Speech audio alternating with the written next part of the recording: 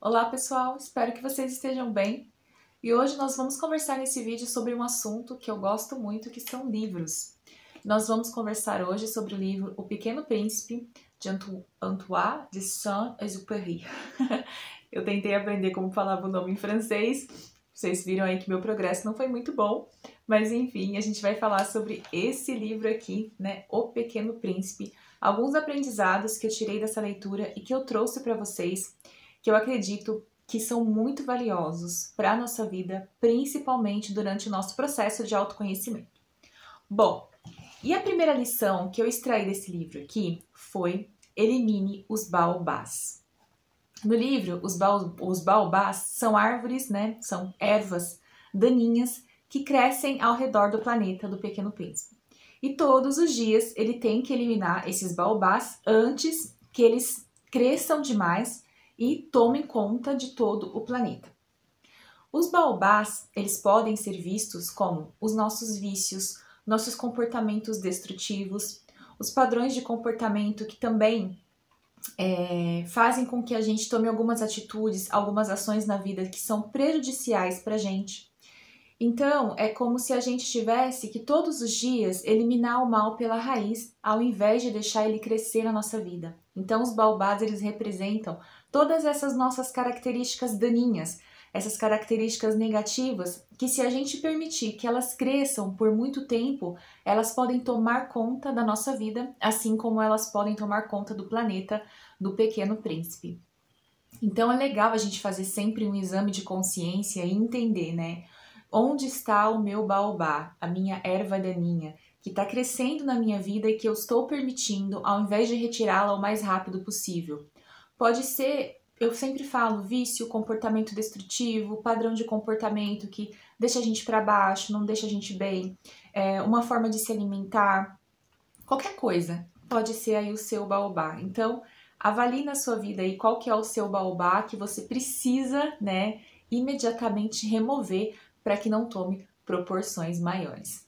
Bom, a segunda lição que eu aprendi lendo esse livro, que eu achei maravilhoso, inclusive, é sobre a rosa e a nossa dualidade. Bom, o príncipe ele cultiva uma rosa em seu planeta e a rosa, ela tem tanto características boas como características não tão boas assim, que chegam a incomodar o Pequeno Príncipe.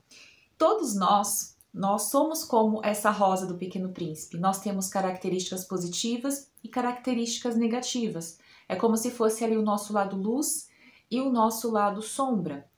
E a gente precisa lidar com isso em nós, mas também precisamos lidar com isso também no outro.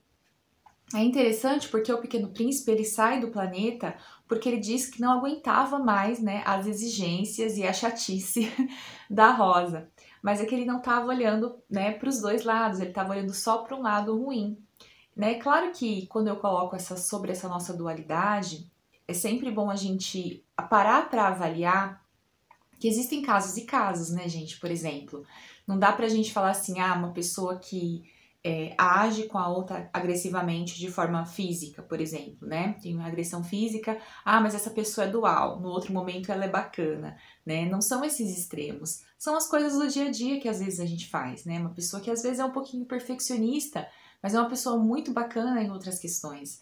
E a gente só tá olhando para um lado e a gente vai deixando muito facilmente relacionamentos afetivos, de amizades, porque a gente não consegue lidar com a dualidade. E eu percebo que é muito mais fácil a gente lidar com a dualidade do outro quando a gente consegue lidar com a nossa própria dualidade, com os nossas próprias luzes e nossas sombras. Quando eu reconheço que sou luz e sombra, eu consigo reconhecer que o outro também é, e a partir disso eu consigo entender, né, o outro como fonte de aprendizado para mim também. Então, o que eu vejo hoje em dia são relações mais superficiais, pessoas não querendo se aprofundar em relacionamentos, em amizades, enfim, porque não conseguem reconhecer a dualidade em si mesmas, né? Quanto menos no outro, né? Não vai conseguir mesmo.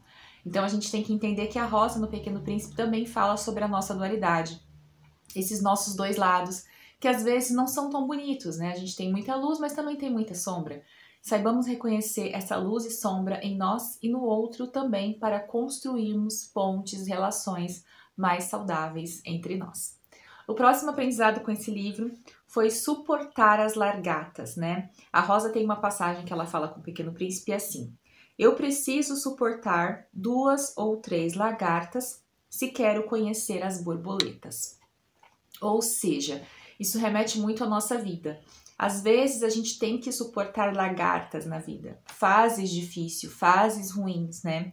Se a gente for ver uma lagarta, ela fica ali só rastejando nas folhas, ela não tem... O mundo dela é limitado, né? Aquelas folhas, aquele espaço.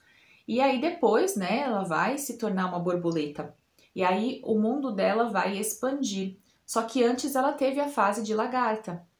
E na vida é preciso reconhecer que a gente também tem essa fase de lagarta, essa fase mais limitada, essa fase mais difícil, para expandir para um crescimento. Então, para que eu possa ver as borboletas, eu preciso suportar 2 ou 3 lagartas. E a gente vive num mundo cada vez mais sensível à frustração, né? A gente olha as coisas como se elas tivessem que ser do jeito que a gente quer. Isso em trabalho, isso em relacionamento, isso em amizade, na família.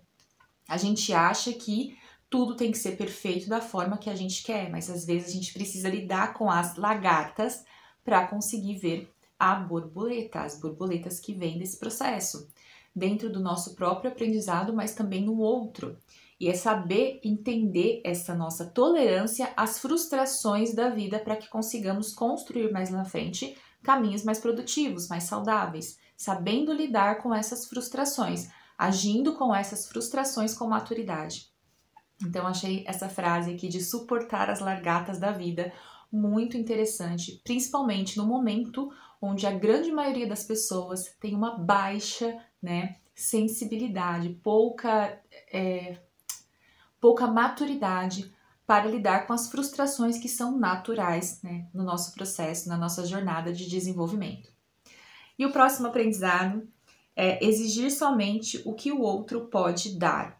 Esse é um diálogo entre o Pequeno Príncipe e o rei, né, que ele sai viajando lá, e o rei fala muito para o Pequeno Príncipe isso: exigir somente o que o outro pode dar. O que seria isso? Às vezes a gente, por exemplo, começa um relacionamento com alguém e a gente tem uma expectativa muito grande do que aquela pessoa deveria ser pra gente, e a gente exige mais do que aquela pessoa pode dar, porque a nossa expectativa já foi com um olhar errado. A gente precisa entender a gente primeiro, em primeiro lugar, em qual processo estamos, em qual ponto da jornada estamos, para daí então conseguirmos enxergar onde o outro está. Gente, tudo parte da premissa que eu preciso me enxergar primeiro, eu preciso me ver primeiro para entender o outro, porque senão eu não consigo fazer essa ligação entre as pessoas, né? Porque eu vou sempre estar exigindo a mais do que aquela pessoa estava preparada. Quando eu olho para alguém que não está preparado para me dar aquilo que preciso, eu não continuo, porque eu sei que aquela pessoa não está preparada. Eu vou dar um exemplo muito clássico para vocês, principalmente nos dias atuais. Olha só, você entra ali num aplicativo de relacionamento e você quer um relacionamento sério, você quer conhecer alguém que valha a pena construir um relacionamento, tá? Um relacionamento profundo, aprofundado, sem superficialidade. E aí você olha para aquelas pessoas que estão ali com um olhar diferente.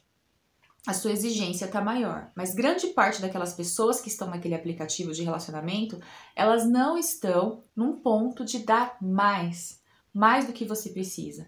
Então não dá para exigir de uma pessoa que está dando pouco na vida, que quer superficialidade, profundidade. E aí se você ficar dando murro em ponta de faca, você vai se ferir. Você precisa entender onde você está, o local que você está e como aquela pessoa está. Ah, tá. Então essa pessoa aqui, ela está num nível superficial. É isso que eu quero para mim? Não, então eu saio. Não adianta eu ficar exigindo daquela pessoa algo que ela não pode me dar.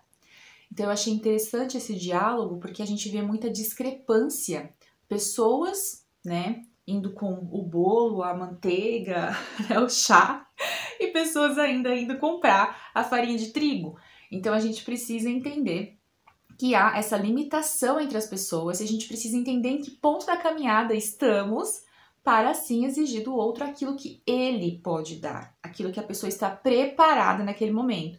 E se esse preparo não condiz com o que tenho dentro de mim, o que eu preciso fazer? trabalhar em mim as questões e deixar a pessoa resolver as dela primeiro, tá? Então, exija do outro aquilo que ele pode dar, avaliando onde você está, para assim enxergar o outro com clareza.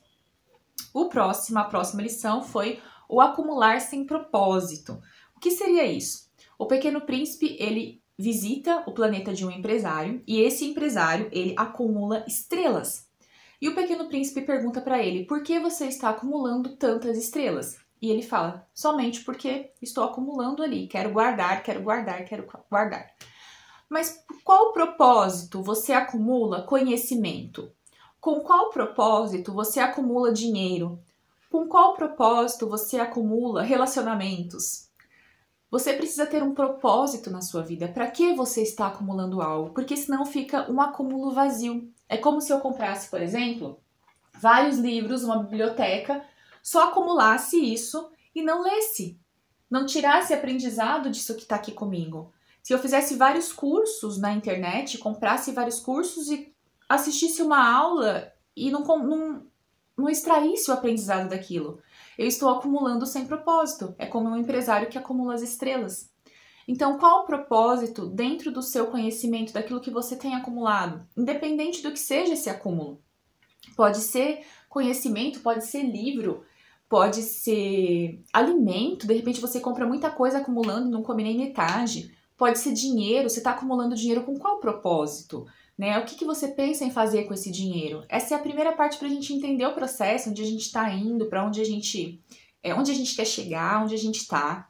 Então, achei interessante essa questão de acumular as estrelas sem propósito. Acumular por ter quantidade, mas o que eu realmente quero com isso que eu estou acumulando para mim, seja o que for esse acúmulo, tá bom? Bom, o próximo é, qual é o seu propósito? Muito linkado aqui com o que eu falei anteriormente. Essa aqui é a visita do Pequeno Príncipe no país, né? No país não, no planeta, do acendedor de postes, né? O Pequeno Príncipe vê que ele acende vários postes, né? E ilumina o planeta. E aí o Pequeno Príncipe pergunta para ele, por que você acende esses postes? E ele responde, é a regra. Mas por quê? Porque regras são regras. Ou seja, não tem um propósito. Ele faz porque tem que fazer. E quantas vezes na vida a gente não tá fazendo coisas automaticamente, fazendo porque tem que fazer? É óbvio, gente, que, igual eu conversei com vocês naquele vídeo sobre procrastinação, aqui que eu falei da carta do imperador, né? Fazer o que tem que ser feito. Mas fazer o que tem que ser feito dentro de qual propósito? Dentro do que eu quero? Por que que eu estou fazendo isso? Né? A gente precisa entender dentro da nossa jornada de vida, até dentro do nosso trabalho. A gente faz o que faz por quê? Tá, pode ser porque eu quero ter uma vida melhor, eu quero comprar alguma coisa. É um propósito, não deixa de ser. Não precisa necessariamente ser um propósito de eu quero mudar a vida, né, de todas as pessoas no planeta. Não necessariamente. Pode ser porque você quer ganhar dinheiro, você quer comprar um carro, é seu propósito. Mas qual é o propósito? Por que você faz o que você faz? Só porque são regras? É só porque alguém mandou? Então é interessante a gente ver a profundidade que a gente tem nas nossas tarefas, naquilo que a gente faz todos os dias, né, naquilo que a gente se compromete a fazer. Bom, e a próxima lição, deixa eu achar aqui que eu tô com um caderno diferente, mas aqui achei. É a raposa e os nossos laços fraternos. Bom, a raposa tem um diálogo muito bonito com o Pequeno Príncipe e ela fala o seguinte: só se conhece as coisas que se domestica ou cativa, né? Os homens não têm tempo de conhecer nada. É preciso paciência para compreender, conhecer alguém. A gente vive em um mundo muito instantâneo. Hoje a gente conversa com as pessoas rapidamente pelos aplicativos de mensagens, né? WhatsApp, né? DM no Instagram, né? Então a gente tem uma facilidade de acesso muito grande. Então a gente não tem paciência mais para conhecer, a gente não tem mais paciência para esperar. Às vezes alguém demora um tempo para responder uma mensagem e a gente já fica com aquele estresse, né? Querendo entender o que está acontecendo. É claro que existem ali algumas coisas que são desleixo também, né? A pessoa fica 1 dia, 2 dias, aí você fala, não, aí também já tá demais, né? Se não morreu, alguma coisa aconteceu. Mas assim, às vezes é meia hora, 1 hora, né? 20 minutos, e a gente já não tem mais paciência de esperar. E outra coisa que eu percebo também é que, principalmente na questão de relacionamentos afetivos, as pessoas estão cada vez mais imediatistas, pulando fases do relacionamento. Elas não querem mais conhecer o outro. O que o outro faz? Quem é essa pessoa? Como é que é a vida dessa pessoa? Como é que essa pessoa se comporta? Né? Quais são os sonhos? Não. Já vai tudo para a última fase, né? E ninguém quer mais conhecer, ninguém quer mais sentir o outro, ver o outro. Então não se cativa mais o outro, não se tem mais paciência para cativar. E eu só sei o que é importante para mim quando eu me deixo cativar e quando eu cativo, como diz a raposa. É preciso paciência, né? Para compreender, para conhecer o outro. E vivemos em um mundo cada vez mais impaciente. Ah, não, eu quero ver o que essa pessoa tem pra mim, porque se não for assim desse jeito, não tô afim, não quero nem saber quem é essa pessoa, né? Não, né? Eu vejo muito isso acontecer, gente, muito mesmo, né? Eu atendo como terapeuta. Também tenho a minha vida, vejo isso acontecendo. As pessoas muito imediatistas, descartando as coisas muito rápido pela superficialidade. Não querem mais construir vínculos, não querem mais conhecer as pessoas, né? Só querem fast food, tudo muito rápido, tudo muito prático. E não é assim que funciona. Para a gente conhecer alguém profundamente, para a gente nutrir a nossa alma, para evoluirmos como pessoas, precisamos passar pela fase de conhecer a dualidade, a luz e sombra, a nossa e a do outro também. Então, esse diálogo com a raposa, assim, é espetacular, lindo e traz muitas lições pra gente. E por último, a gente fala aqui sobre a morte, né? O Pequeno Príncipe acaba se despedindo aqui do planeta, né? Junto com o aviador. E ele fala pro aviador assim, né? Corpos são cascas abandonadas. Então ele fala assim, mas será o corpo dele como uma velha casca abandonada. Não há tristeza em velhas cascas. A gente, quando tem um apego muito grande, por exemplo, alguém que a gente vive, essa pessoa vai embora, morre, se despede da gente nessa existência, né, nessa dimensão que a gente vive. E quando a gente olha para aquele corpo ali, a impressão que dá mesmo é que é uma casca abandonada, não tem mais vida, né? Porque aquilo que era primordial saiu. E a gente sofre muito pela casca, né? Pela casca abandonada. Então eu achei bonito essa questão, né? Aquilo que é essencial, aquilo que é a consciência, continua vivendo em um outro lugar, de uma outra forma. Aquilo que a gente vê aqui é só uma casca que foi abandonada. Então é uma forma de enxergar até a morte, a passagem, de uma forma mais poética, de uma forma que acalme o coração e faça com que a gente entenda que a consciência vive de outra forma dentro da gente e em outros lugares. Bom, esses foram alguns aprendizados que eu retirei lendo esse livro maravilhoso, que eu fiquei assim apaixonada, encantada. É um livro fininho, mas assim, demorei muito para ler O Pequeno Príncipe, assistir filmes, desenhos, mas nunca tinha lido o livro e foi uma grata surpresa. Recomendo que você leia O Pequeno Príncipe. São lições para a vida que vão trazer aí vários insights para sua jornada de autoconhecimento. É isso, se você gostou desse vídeo, não esquece de deixar seu like, né? Vocês esquecem de dar o like nos vídeos aqui quando assistem. Então deixa o seu like e se inscreve aqui no canal. Até o próximo vídeo. Tchau, tchau!